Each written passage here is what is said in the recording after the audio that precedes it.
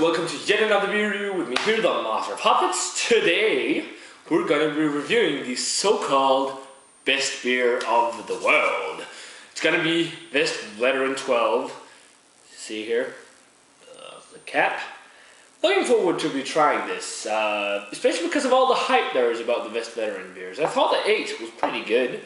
Still not like the best beer ever. Looking forward to seeing if this is. It's basically an Abdij Quadrupel.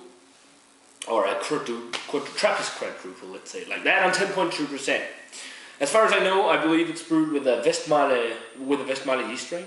And yeah, all of you guys already know it. It doesn't really need an introduction. This was sent to me from Belgium.com from Kurt and Tasha. So thanks very much, guys. I'm looking forward to be trying this. And yeah, that's about it. This bottle is a 2009 vintage. So it is fairly fresh. If I got a hold of another bottle, I would love to try and age it for a couple of years. Because I had a comment on my Facebook fan page that he had a 15-year-old vintage that was fantastic. So I would love to try and age it for that long, see how that turns out. But that's basically it. You already know the story about how hard it is to get, how hyped it is. This is like you can only get it at the brewery on certain. You have to call in advance and all that kind of stuff. But they actually sell it on Belgium in a Box website. But let's get it cracked open. Of course, I'm using the Trappist Westvleteren glass, or Westvleteren, sent to me from Belgium.com too. But let's get it cracked. The beer is poured here. It pours a traditional quadruple kind of color, a really dark, ruby reddish color with some brown notes. Kind of a really dark chestnut color, maybe. Head, one finger, pretty nice looking. Beige kind of khaki head, and then yeah, that's it. Looks like a good beer. I can smell it already, so let's give it a whiff. Yeah, it smells really complex. First thing that jumps at me is actually kind of a chocolatey note, along with a lot of dark fruitiness in there. Some sweet kind of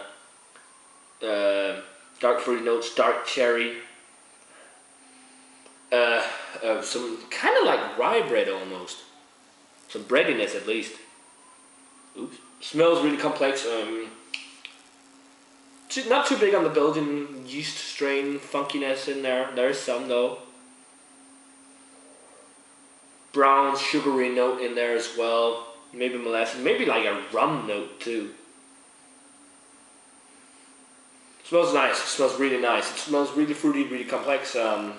I'm dying to check this out, so let's give it a taste.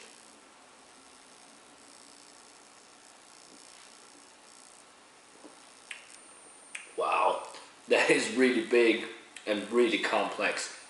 I left in the yeast you see here because on the Westvleteren 8, the yeast in the bottom kind of muted the flavor when I poured it in, so I wanted to leave it out on this one. I actually do taste a little bit of the 10.2% alcohol in here,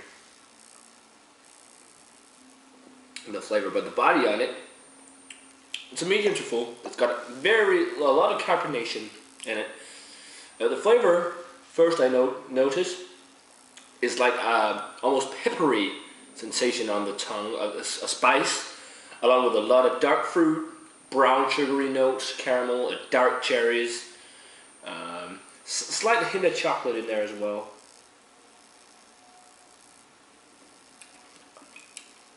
Yeah, along with those notes, there is also a subtle hint of of the spicy notes. So the spice, I talked about the peppery notes in the beginning. It kind of fades when you drink it a little bit.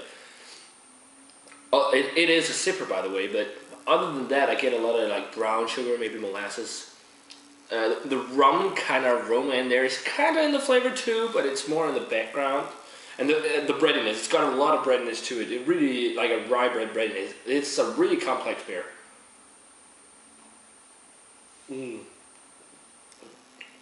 I mean, it reminds me actually a little. That's a beer a lot of people compare to this. It's the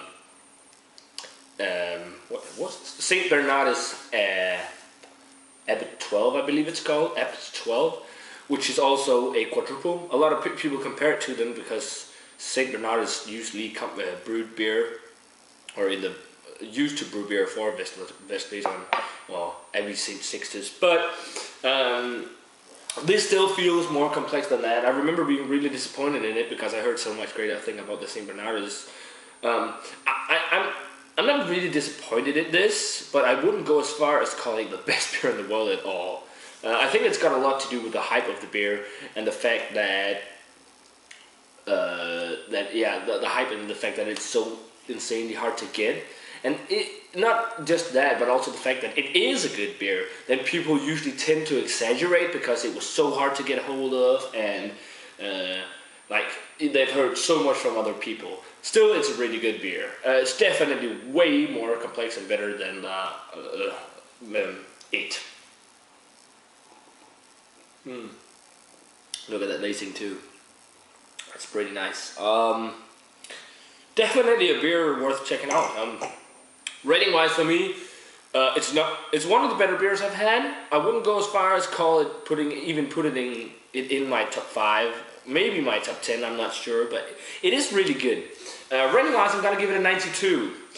Not the best beer I've had ever, definitely a really good beer, but yeah, that's basically it. I mean, that's my honest rating. I think it's really good, but not like over the top insanely best 100 grade, as I believe it's the I don't remember if it's the #1 rated beer on Rate Beer or if it's like close, but who cares? It is a great beer.